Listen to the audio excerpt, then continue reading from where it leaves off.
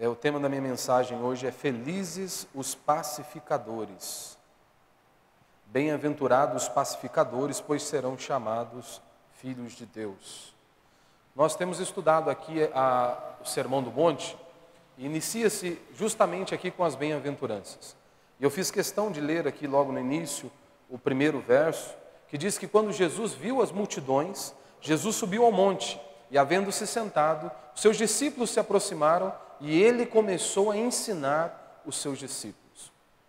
Algumas pessoas vão entrar em debate, será se ele estava realmente no monte, ou ele estava no lugar plano? O que nós devemos nos atentar aqui é justamente ao ensino de Cristo, a sua doutrina, o seu sermão que foi pregado. E logo de início eu e você devemos nos atentar, é com quem ele está falando, para quem esse sermão foi direcionado. Esse sermão não foi direcionado para os ímpios, esse sermão não é uma utopia, mas esse sermão foi direcionado para o povo de Deus, para os filhos de Deus. Ou seja, não é algo que está distante de nós, mas é algo que eu e você devemos buscar, e não apenas buscar, ou melhor, nós não devemos buscar as bem-aventuranças. As bem-aventuranças devem fazer parte da minha vida e da sua vida, porque o Sermão do Monte e as bem-aventuranças refletem, ela mostra um perfil daquele que é filho de Deus, daquele que é um cristão genuíno e verdadeiro. Mas é claro, se você olhar para as bem-aventuranças, logo no início, como nós temos estudado, você poderá perceber que é algo completamente impossível, tratando-se de seres humanos como nós, obedecermos ou vivermos de acordo com estas bem-aventuranças. Vivermos de acordo com os ensinamentos de Cristo. Então é algo impossível você exigir de um ímpio que ele viva da maneira que as Escrituras nos ensinam. É impossível você pedir para um ímpio obedecer ou andar de acordo com os mandamentos da palavra de Deus. Então isso aqui nós precisamos de uma intervenção divina e diária em nossas vidas. E nós precisamos compreender que estas bem-aventuranças, elas devem estar nítidas em sua vida. Se você de fato é um cristão, se nós de fato somos cristãos, as bem-aventuranças devem estar explícitas em nossa vida. Quando as pessoas olham para nós, será se elas conseguem ver essa marca, as marcas do caráter de um cristão? Quando as pessoas olham para você, elas conseguem ver que você é um filho de Deus, como você propaga e diz ser um filho de Deus? É isso que nós devemos nos atentar. Então as bem-aventuranças, elas são características do verdadeiro cristão. Como eu disse, o verdadeiro cristão, ele não deve buscar ter as bem-aventuranças. Ele é obrigado a ter as bem-aventuranças. Ele não deve buscar, isso deve fazer parte da vida dele. Ele é obrigado a ter, a expressar isso por meio de sua vida. As bem-aventuranças traçam o perfil do verdadeiro cristão, daquele que realmente teme ao Senhor, daquele que realmente o Espírito Santo age sobre a vida dele, aquele que realmente um dia o Senhor o quebrantou, teve os seus olhos abertos e realmente enxergou os seus pecados. As bem-aventuranças traçam o perfil do verdadeiro cristão. E é por isso, não é nada assim ocasional, que Jesus começou dizendo, bem-aventurados os pobres em espírito. Ou seja, aqueles que reconhecem a sua podridão, a sua miséria, ou seja, que foram afetados pelo pecado, que não podem nada sem Deus. São esses que de fato vão se prostrar diante do Senhor, vão chorar por conta dos seus pecados, esses que vão ser mansos e por aí vai. Então as bem-aventuranças, elas estão ali numa ordem crescente. Então, portanto, meu irmão, em mais esse trecho, nós somos conduzidos aqui a lembrarmos do seguinte: isso aqui, os ensinamentos, é algo impossível para um ímpio obedecer. Isso aqui, nós vivermos, obedecermos, isso fazer parte de nós, é necessário uma intervenção divina. É somente para aquele que realmente nasceu de novo, o Espírito Santo habita dentro dele. Somente aquele que foi regenerado, somente aquele que nasceu de novo, aquele que realmente foi transformado pelo poder de Deus, pelo poder de sua palavra e pelo Espírito Santo agindo sobre ele, que pode sim se submeter e viver da maneira que o Senhor nos ordena. Você precisa se lembrar que quando Jesus começa as bem-aventuranças, ele diz, olha, bem-aventurados os pobres em espírito, pois deles é o reino do céu. Jesus já começa as bem-aventuranças justamente porque versículos ou capítulos anteriores, qual era a mensagem de João Batista? Arrependei-vos porque está próximo o reino dos céus. Jesus anunciou a mesma coisa. Arrependei-vos porque está próximo o reino dos céus. Aqueles judeus, diferente de muitos que se dizem cristãos hoje, aqueles judeus tinham um domínio do Antigo Testamento. Eles dominavam a palavra de Deus. Eles conheciam as Sagradas Escrituras, diferente de muitos hoje. Então eles tinham o entendimento e tinham o conhecimento que viria o Messias, o libertador. Que Deus um dia enviaria o Messias, o libertador do seu povo. Então é claro que aqueles judeus, como eles tinham domínio do Antigo Testamento, eles conheciam as inúmeras profecias acerca do Messias, é claro que aqueles homens talvez estavam esperando, talvez não, este era o grande problema deles, eles estavam esperando o Messias, mas o Messias materialista. Eles estavam esperando o Messias, talvez, militarista. O Messias, talvez, nacionalista. Eles não estavam esperando o Messias, que viria não para estabelecer o seu reino nesta terra. Como Jesus disse, o meu reino não é daqui. E é por isso que ele começa já as bem-aventuranças, levando o seu público, o seu povo a perceberem do que ele está falando. Eu não estou falando deste mundinho, desta terra. O meu reino não é deste mundo. Mas aquele que for pobre em espírito, dele é o reino dos céus. Então os judeus esperavam esse tipo de Messias. E Martin Lloyd-Jones, comentando sobre isso, ele diz: as pessoas sempre tendem por materializar as grandes promessas da Escritura. E os judeus não escaparam desse erro fatal, né? E é verdade. Quando nós temos inúmeras promessas nas Sagradas Escrituras, e principalmente num contexto como o nosso, as pessoas tendem a materializar isso, como se tudo fosse aqui e o agora. Por isso que para muitos, céu é você ter dinheiro, inferno é você ser pobre. Por isso que muitos líderes religiosos, eles não pregam mais sobre a ira de Deus. Porque céu é aqui. É você ter bastante dinheiro, ter bastante propriedades e desfrutar desta vida. Então não há necessidade de falarmos da eternidade, do verdadeiro céu. Vamos falar apenas do hoje, como você ser próspero, como você ter uma vida feliz, princípios para casamento e por aí vai. E não se trata da eternidade. Esta é uma prática que prossegue até hoje em nossos dias. Por que é importante nós observarmos isso? Meu irmão, inclusive, talvez o próprio João Batista, você se lembra? João Batista olha para Cristo e diz: eis o Cordeiro de Deus que tira o pecado do mundo. Ele reconheceu que Cristo era o Messias, aquele que deveria de vir para salvar o seu povo dos seus pecados. Mas diante de algumas adversidades, João Batista então ele envia 2 de seus discípulos e faz aquela famosa pergunta a Jesus Cristo, que é descrita lá em Mateus capítulo 11, verso 3. Ele diz: és tu aquele que estava para vir, ou havemos de esperar outro? Por conta dos seus problemas e suas limitações, talvez João Batista estivesse dizendo: realmente eu vi que você operou milagres, você fez inúmeros sinais, mas e aí, quando que vai entrar em vigor o verdadeiro plano? Quando que o Senhor vai se assentar sobre um trono e vai colocar o seu poder e nós estaremos contigo?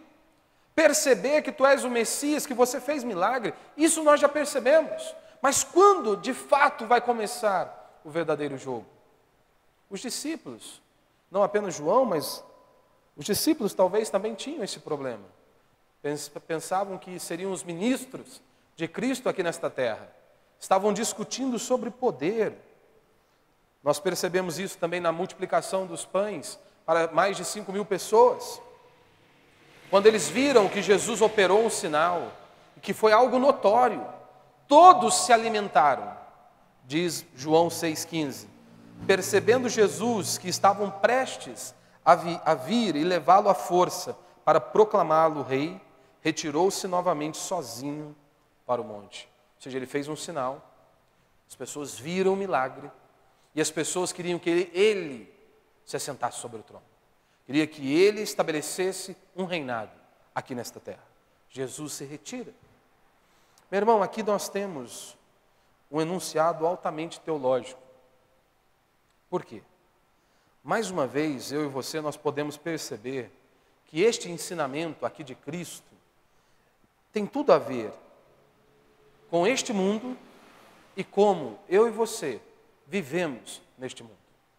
Mais uma vez, se eu e você nos atentarmos a essa instrução, a esta mensagem de Cristo, este ensinamento a respeito deste mundo e como nós devemos viver neste mundo, você vai perceber que está carregado de algo, de conteúdo teológico. Por quê? Martin Lloyd Jones vai dizer que nenhum outro texto, nenhuma outra porção do Novo Testamento, ele é tão mal compreendido e tão distorcido como o Sermão do Monte. Há muitas coisas no Novo Testamento que é muito distorcido, mas Martin Lloyd Jones vai dizer que nada é tão mal compreendido e tão distorcido quanto o Sermão do Monte. Por quê? Muitas pessoas, inclusive em nossos dias, eles são avessos à teologia. Eles querem coisas práticas. É isso que eles querem. E muitos, inclusive, rejeitam o apóstolo Paulo. Dizem que Paulo é um homem muito teológico, que nós deveríamos ficar com os ensinamentos de Cristo, que para eles são coisas práticas e fáceis de compreender. E aí, principalmente quando eles chegam aqui no Sermão do Monte, eles tratam do Sermão do Monte como se fosse apenas algo moral. Eles não conseguem ver a profundeza, quão profundo e quão rico é o Sermão do Monte, e quanto que ele é altamente teológico. Eles não conseguem perceber isso. Muitas pessoas chegavam a dizer acerca do apóstolo Paulo que ele foi aquele judeu sobrecarregado de noções legalistas, que apareceu ali em cena para embutir, inculcar o legalismo ao glorioso, agradável, simples evangelho de Jesus Cristo. Ou seja, eles dizem que Paulo veio para complicar as coisas. Basicamente é isso que eles estavam dizendo. Ou seja, essas mesmas pessoas que se dizem avessos à teologia, muitos deles se mostram totalmente interessados pelo Sermão do Monte. E eles dizem, essa seria a grande necessidade do mundo. O mundo precisa olhar para o Sermão do Monte e colocá-lo em prática. Então, na cabeça dessas pessoas, basicamente seria o quê? Você estudar o Sermão do Monte. Você estuda o Sermão do Monte, procura persuadir as pessoas que estão ao seu redor e que todos possam colocá-lo em prática. Essa é a ideia de muitos que são avessos à teologia. E eles dizem, o que o mundo precisa, para que o mundo seja melhor, nós precisamos ver os ensinamentos de Cristo, o Sermão do Monte, e colocá-lo em prática. Ou seja, nada de teologia. O que nós precisamos é deste belo ensinamento ético. O que nós precisamos é desse belo ensinamento, desse maravilhoso ensinamento, desse ensino moralista. É disso que nós precisamos. Nada de teologia. E essa tem sido a maldição da igreja em nossos dias. Eles não se dobram diante das Sagradas Escrituras. Eles não conhecem a Deus. Eles não buscam o Senhor. Não são alimentados pela palavra de Deus. Meu irmão, ou seja, bem-aventurados pacificadores, pois serão chamados filhos de Deus. Ou seja, feliz é aquele que é absolutamente diferente de todos os homens. Feliz é esta pessoa, que ele é diferente de todos os outros. E ele é diferente justamente porque ele é filho de Deus. Ele é diferente justamente porque o Espírito Santo habita dentro dele. E é por isso que ele se posiciona diferente. É por isso que ele tem uma atitude diferente. Por isso que ele age diferente em todos os lugares que ele está. Ou seja, isso afeta, ou seja, alcança todas as áreas da vida dele. Não está restrito a algo apenas, mas é em toda a sua vida. Ou seja, então esta bem-aventurança, ela acaba de nos fazer mergulhar novamente no oceano da teologia e no ensino do Novo Testamento, das doutrinas aqui do Novo Testamento. E a primeira que nós vemos aqui é a depravação total.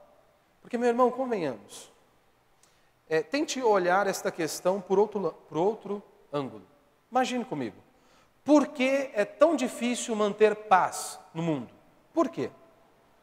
Uma das coisas que o homem mais busca é paz. Seja dentro do seu lar, seja na empresa, seja em meio à sociedade, em qualquer lugar, o que o homem mais busca é paz. E por que há tanta dificuldade em encontrar a paz? Você tem lá a ONU, e desde sua criação, parece que houve mais e mais guerras. Um órgão que estava ali destinado a proclamar e a trazer paz a todos. E é justamente desde a sua criação que nós vemos mais e mais guerra. Meu irmão, o que eu quero sugerir aqui é que só existe uma resposta adequada para essa pergunta. Por que é tão difícil manter paz? O que eu estou sugerindo é o seguinte: não é uma resposta de ordem política, não é uma resposta de ordem econômica e nem é uma resposta de ordem social. Porque este é o caminho que as pessoas tentam trilhar. Eles acham que isso vai resolver o problema da humanidade. Que um bom político, e é claro, em hipótese alguma eu estou dizendo que nós não devemos avaliar quem nós colocamos no poder, mas o seu socorro, o que vai resolver o problema da humanidade, não é um político, não é um sistema de governo, não é uma assistência social, não é algo financeiro. O que pode transformar o ser humano é apenas uma coisa: é a pregação do Evangelho. É uma pregação genuína, onde o Espírito Santo de Deus atua em nossas vidas. É somente por meio da verdade, por meio da pregação do Evangelho, é que as pessoas são transformadas. Não tem nada a ver com política, com parte econômica ou social. A resposta, mais uma vez, é uma razão essencial e primariamente teológica e doutrinária. Quem um homem é. Por que é tão difícil manter tanta paz?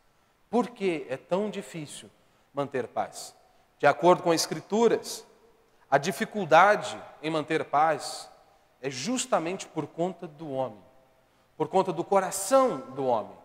Ou seja, a dificuldade reside no coração do homem. E enquanto esse coração ele não for transformado, o problema jamais será solucionado. Enquanto o homem não tiver o seu coração transformado pelo Evangelho, enquanto ele não nascer de novo, quando algo sobrenatural ocorrer dentro dele, esquece, o problema não vai ser solucionado. Por mais que você tente recursos exteriores, não vai solucionar o seu problema. Imagine comigo, você tem uma fonte que jorra água, só que nós temos um problema, essa fonte, ela já sai ali, ela já começa a brotar uma água contaminada. Adianta você tratar essa fonte ao longo, se você não tratar a base dela, de onde está saindo a água? Não adianta, você vai gastar inúmeros dinheiro, com inúmeros produtos, vai ser uma perda de tempo e não vai solucionar o problema. É exatamente isso que acontece com o ser humano. As pessoas tentam resolver o problema dos homens de todos os lados, mas o principal está ali, no coração do homem. O problema não é o meio, a sociedade, como disse Rousseau e muitos outros homens. O que estraga, o que corrompe o homem é a sociedade. Não é isso. O problema do homem é o seu coração, é o seu pecado. Esse é o grande problema do ser humano. Então não adianta apenas tratarmos questões exteriores. A única saída, então, meu irmão, não é política e nem social. A única saída é o verdadeiro Evangelho ser pregado. É a mensagem do Evangelho, é a única que pode transformar o interior do ser humano. E é disso que nós precisamos. Então, primeira definição aí do que é ser um pacificador, né? O que é ser um pacificador? Um pacificador é aquele que promove a paz. É aquele que faz a paz, que leva a paz. Ele é um embaixador da paz, ele leva a paz. ele tem uma paz ativa. Esse é o resumo. O que é um pacificador? É aquele que promove a paz, aquele que leva a paz. Antes de analisarmos como conhecer um pacificador, você, apenas com esta informação, você consegue avaliar a sua vida? Você é um pacificador? Aonde você chega, você leva a paz? Na sua casa, você leva a paz? No seu trabalho, você leva a paz? Aonde Deus te colocou, você leva a paz? Ou quando você chega, parece que o inferno se instalou naquele lugar?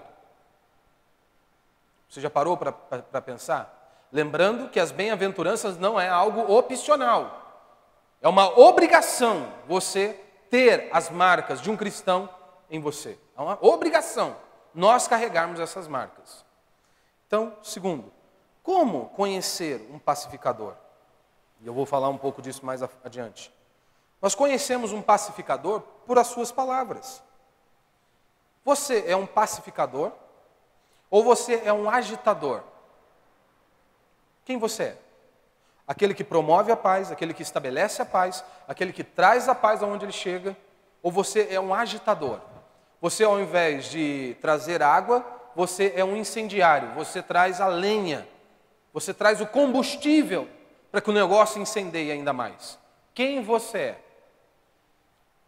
O pacificador ou o agitador?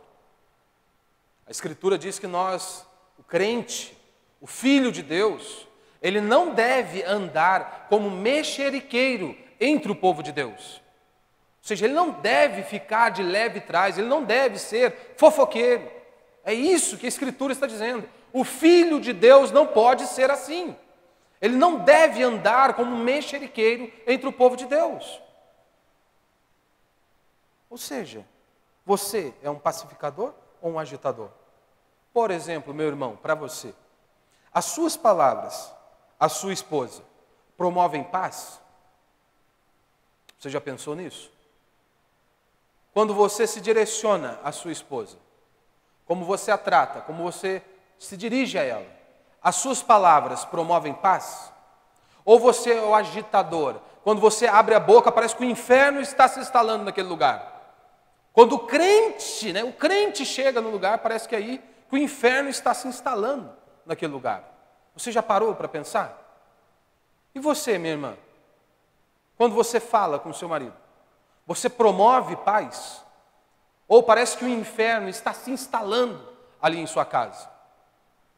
Você já parou para observar isso? Nós não pensamos. O fofoqueiro, ele não é pacificador. Nós podemos ver isso em Tiago, e eu vou ler aqui para você, diz o seguinte. Tiago, ele faz uma comparação, né? Vede também os navios, embora tão grandes e levados por ventos impetuosos, são conduzidos por um pequenino leme para onde o timoneiro quer. Assim também a língua é um pequeno membro do corpo, mas se gaba de grandes coisas. Vede como um grande bosque incendiado por uma faísca. A língua também é um fogo, sim, como um mundo de maldade. Ela é colocada entre os membros de nosso corpo. Contamina todo o corpo e põe em chamas o curso da nossa existência, sendo por sua vez posta em chamas pelo inferno. E aí ele começa a descrever aqui. Está vendo? A Escritura orienta que nós devemos ouvir mais, falar menos. Quem fala demais, peca mais. Você deve tomar conta da sua boca, da sua língua. Você deve tomar cuidado. Para que você usa a sua boca e a sua língua? Para promover paz ou para incendiar mais um negócio? Você vem como um pacificador ou aquele agitador? Ou você traz a lenha para aumentar ainda mais o incêndio ali? Meu irmão, o fofoqueiro, ele deve avaliar se ele não é um cristão. Impossível ele ser um cristão. É impossível. Porque convenhamos, meu irmão, se nós somos seguidores de Cristo, você precisa se lembrar disso. Somos chamados cristãos, não é um elogio. Não é um elogio. Somos chamados cristãos porque somos adeptos de Cristo, seguidores de Cristo. Quando você lê a Escritura e você olha para as Sagradas Escrituras, que você vê o caráter de Cristo, as atitudes de Cristo, você consegue ver em algum momento nas Escrituras um Cristo fofoqueiro? Pelo menos todas as vezes que eu li a minha Bíblia, eu não consigo identificar isso. Um Cristo fofoqueiro. Cristo fazendo fofoca. Eu não vejo isso. Você já viu isso aí na Escritura? Se você é um cristão, se nós somos seguidores de Cristo, então é claro que um cristão ele não é um fofoqueiro. Não pode ser um fofoqueiro. Segundo, como conhecer um pacificador? Ora, por meio de sua família. Por meio de sua família. Porque aqui, às vezes, na igreja, você pode parecer ser uma bênção. Mas e lá na sua casa? Como que você é lá na sua casa? Como você é quando você está lá com a sua família? Como que você é? Em seu casamento, como que é? Você promove a paz? Ou quando o seu esposo chega em sua casa, parece que você fica esperando para acender a dinamite ali, para o negócio estourar mesmo. Parece que você fica maquinando o dia inteiro. A hora que ele chegar, aí que o bicho vai pegar. Bicho, vou acender todos os negócios aqui, essa casa vai levantar que nem um foguete para cima, o pau vai comer aqui dentro. É assim?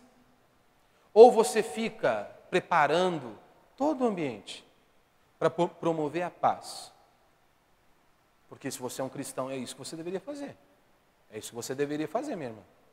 Você deveria ser um agente, uma embaixadora da paz dentro do seu lar. Não aquela que incendeia a casa. Nós temos dois exemplos na Escritura. Você tem a Abigail, que era mulher de Nabal, e você tem a mulher de Jó. E duas posições completamente diferentes. Nabal era um homem muito rico.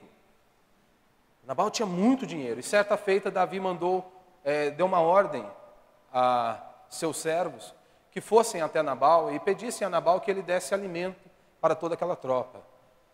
Nabal, cheio da grana, cheio do dinheiro, tinha uma mulher chamada Abigail, mulher quebrantada, mulher que realmente promovia a paz. E diz então que Nabal olha para aquele homem, para os servos de Davi, e diz: não, eu não vou dar nada não, rapaz.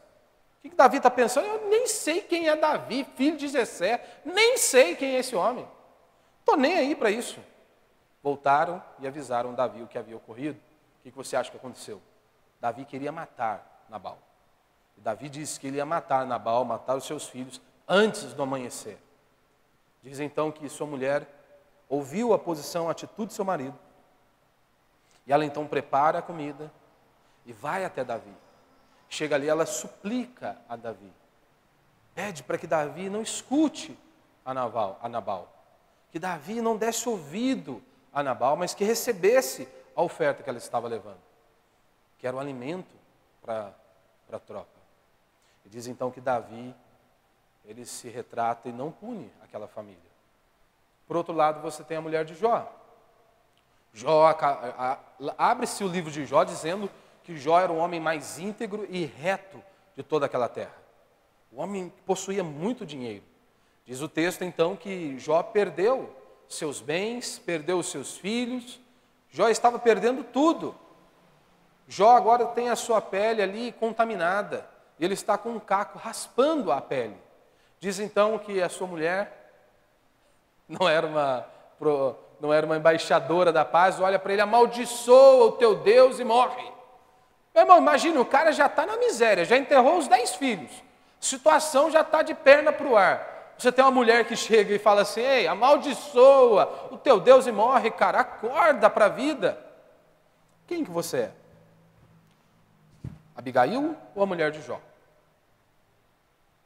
Quando seu esposo chega em casa, você promove a paz ou você é tipo a mulher de Jó?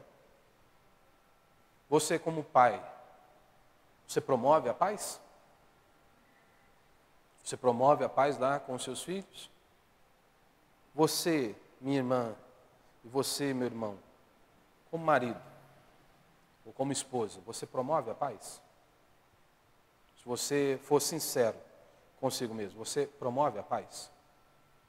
Nós vemos também e conhecemos um pacificador porque ele é um pregador do Evangelho.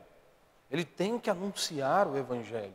Como Paulo diz em Romanos 10,15: e como pregarão se não forem enviados? Assim como está escrito, como são belos os pés dos que anunciam coisas boas, ou seja, anunciam as boas notícias. E nesse sentido, todos nós aqui fomos chamados. Eu sei que muitos de vocês vieram de outras denominações, e ali há inúmeros ministérios, né? Há o ministério da dança, há o ministério do sei do quê, do skatista. Há ministério para tudo ali. Tem mais ministério do que o governo nosso.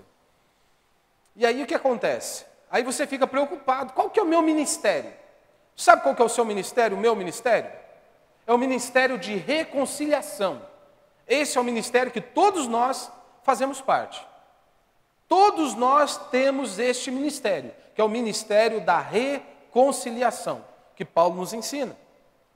Ou seja, de pregarmos o evangelho, de anunciarmos essa boa nova, de que Cristo, Deus enviou o seu Filho até nós, porque nós não poderíamos subir até Deus. Ou seja, nós precisamos pregar o evangelho, anunciar, portanto, justificados pela fé, temos paz com Deus. Nós precisamos anunciar isso. Nós precisamos propagar o evangelho do reino de Deus. Mas o que não é ser um pacificador? Né? É aquela pessoa que tem aliança com qualquer um. Ele cria raízes, cria vínculos profundos ali, com qualquer pessoa. Esse não é um pacificador. Uma pessoa que cria aliança e vínculo com qualquer um. Não é pacificador aquela pessoa que tem comunhão, intimidade. Ou seja, ela tem uma associação com os ímpios. A Escritura condena isso. Ah, pastor, mas então, como é que eu vou fazer? Eu vou me fechar dentro da caixa? A Escritura diz que não. Não é assim. Ora, mas lá você tem que ser diferente. E você não precisa criar relacionamentos profundos. Não existe essa comunhão entre luz com trevas. Ah, eu me dou melhor com um ímpio do que um cristão. Então você não deve ser cristão. Por causa disso, é simples. Simples assim. Ou o outro não é crente. Só tem essas duas saídas. Ou você não é crente, por isso se dá bem com o ímpio, ou o que diz que é crente é um ímpio também. E você é crente de verdade, por isso não se dá com ele. Só pode ser esse caminho, não tem outra saída. Não tem como você não ser um pacificador, é aquela pessoa que ela quer ser ecumênica.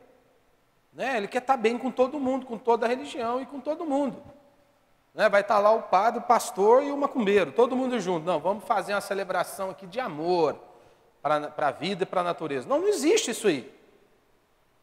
Isso não é ser pacificador.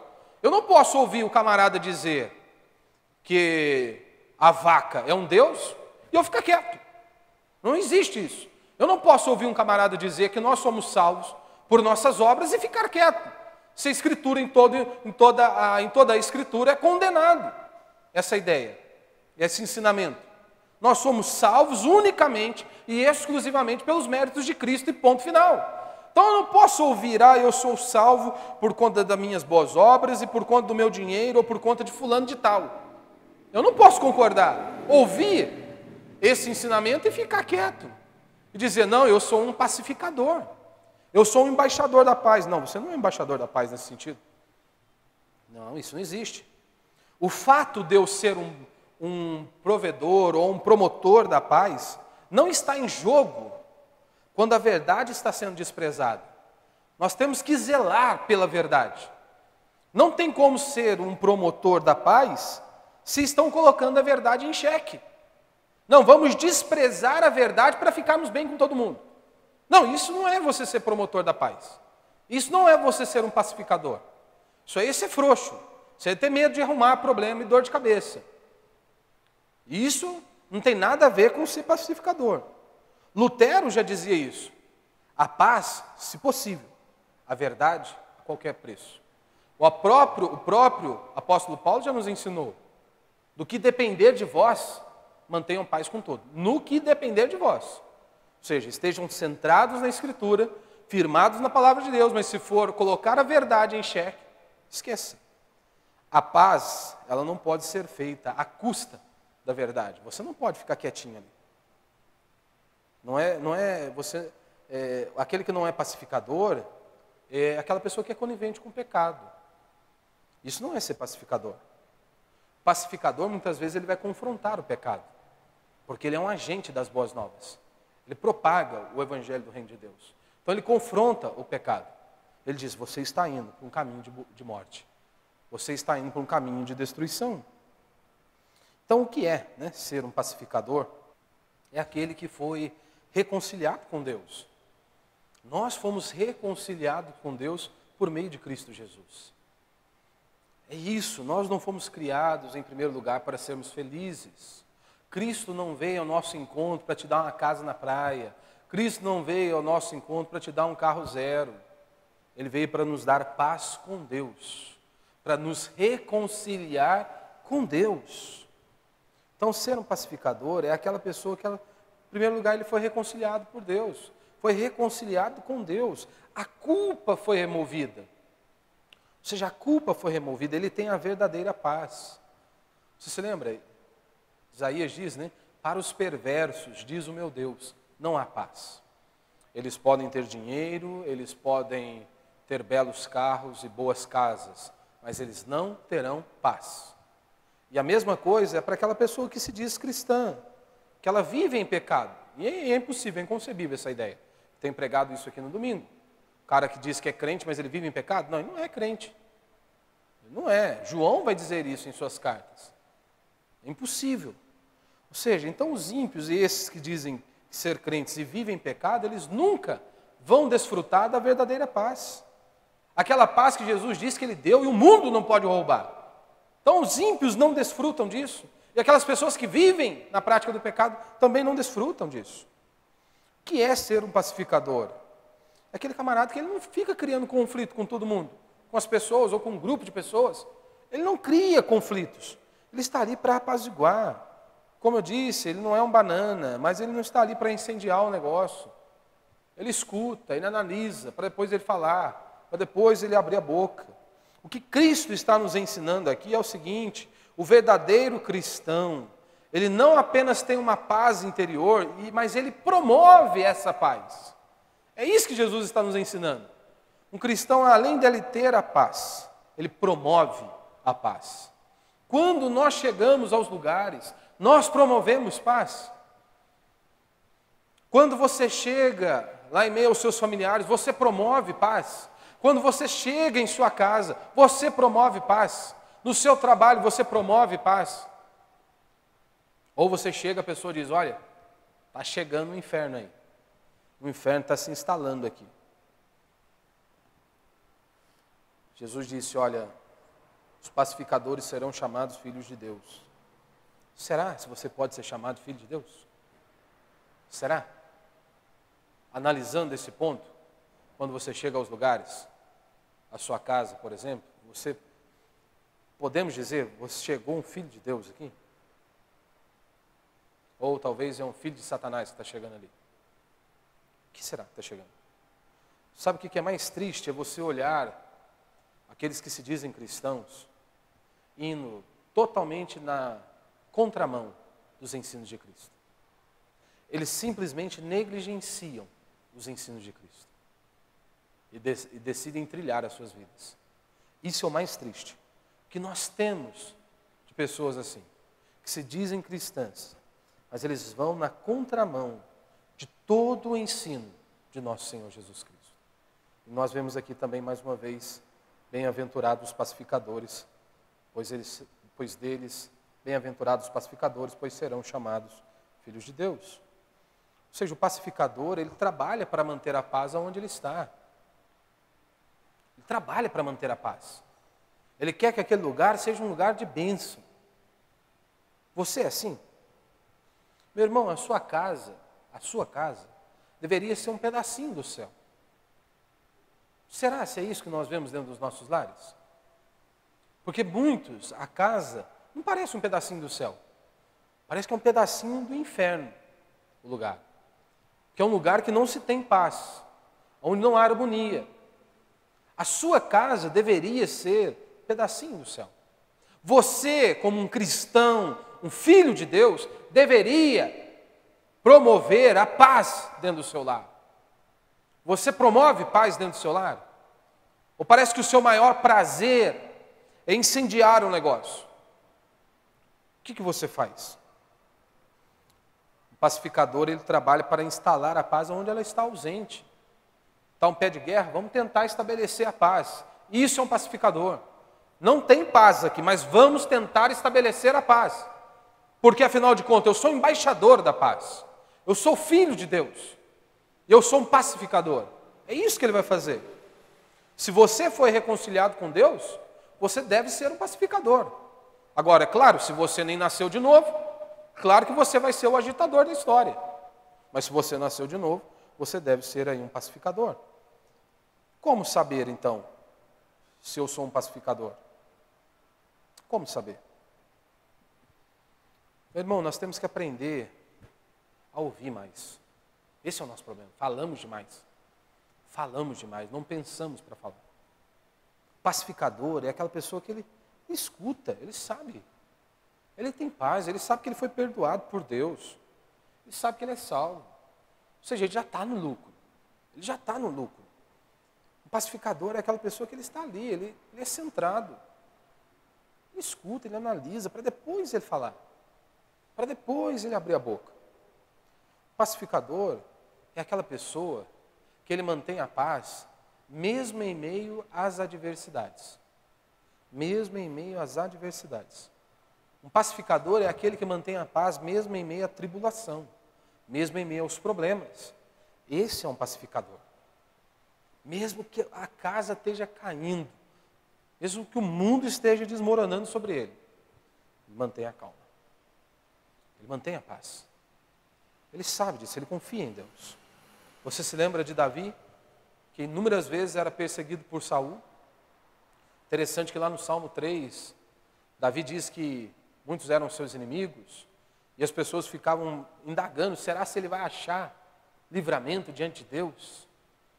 Interessante que no final do Salmo, Davi diz, em paz me deito e logo pego no sono, porque só o Senhor me faz repousar seguro.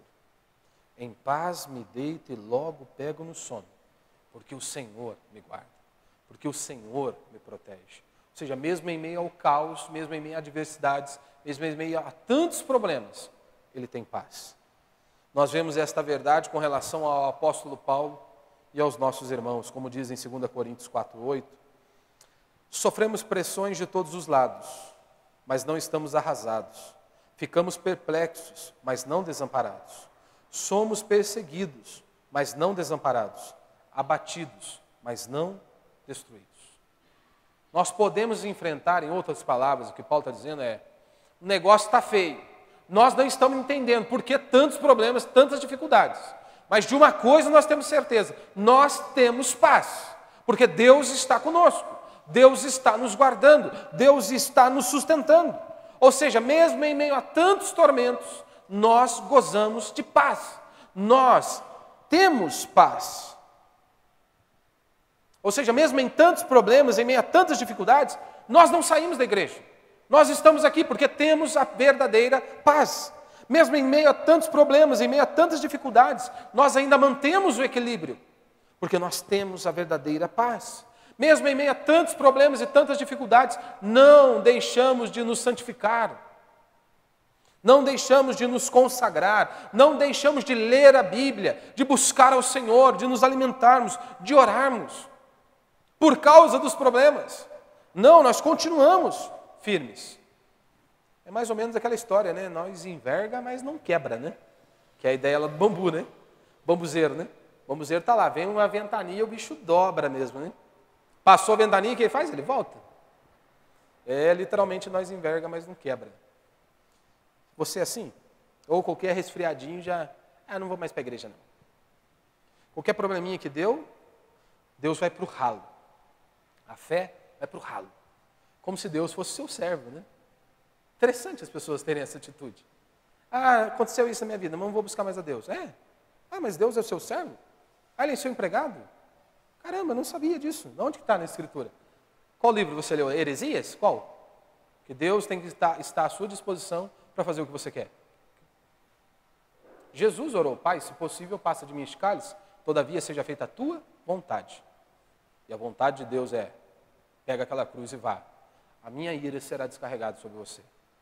O apóstolo Paulo ora, Senhor, se der, retira esse espinho aqui. Não, Paulo, você vai ficar aí. Pode ficar aí. A minha graça te basta, acabou. Mas hoje os crentes querem dar ordem para Deus, né? Os pacificadores, eles não revidam, eles não se vingam e eles não aceitam a provocação. Como Paulo vai descrever em Romanos 12, 19 a 21. Paulo diz, amados, não vos vingueis a vós mesmos, mas dai lugar à ira de Deus, pois está escrito: a vingança é minha, eu retribuirei, diz o Senhor. Pelo contrário, se o teu inimigo tiver fome, dá-lhe de comer, se tiver sede, dá-lhe de beber, porque se fizeres isso, amontoarás brasas sobre a cabeça dele. Não te deixes vencer pelo mal, mas vence o mal com o bem. Os pacificadores são assim, eles não revidam, eles não se vingam, eles não aceitam provocação. Eles sabem que Deus está no controle da vida deles. E eles descansam no Senhor. Para a gente encerrar, as promessas para os pacificadores. Bem-aventurados os pacificadores, pois serão chamados filhos de Deus. Eles serão chamados filhos de Deus. Quem que vai reconhecê-lo? O próprio Deus o reconhece. O próprio Deus. Também as pessoas que estão ao nosso lado vão reconhecer. Vão reconhecer. Meu irmão, você tem que se lembrar, Deus é o Deus da paz, como diz a Escritura. Jesus, o príncipe da paz. Deus Espírito Santo, consolador, nossa paz. Você deve se parecer com o seu Deus. Será se você se parece com o seu Deus? Você pode fazer um teste. Quando você chegar em sua casa, pergunta para sua esposa se você é um pacificador. Ou a esposa pergunta para o marido se você é uma pacificadora. Garanto que muitos já sabem a resposta. O que fazer? Dobrar-se diante de Deus, clamar a Deus. Falar: Senhor, tem misericórdia de mim. Me perdoa, porque eu estou tão distante do teu ensinamento. Estou tão distante, Pai, da tua palavra. Isso aqui deveria ser uma marca em meu caráter. Ser um pacificador. Perdão não é algo fácil, com certeza. Perdão é uma obra da graça de Deus em meu coração e em seu coração. Por isso nós sempre devemos nos perguntar: será se não há nada aqui no meu coração que eu preciso perdoar? Você deve se avaliar. Talvez há alguma coisa que você tem que aprender a perdoar. E hoje Deus está nos dando mais uma oportunidade de você realmente se parecer com Cristo. Aonde você estiver, que realmente nós possamos nos parecer com o nosso Deus. Por isso vamos ficar de pé, vamos orar.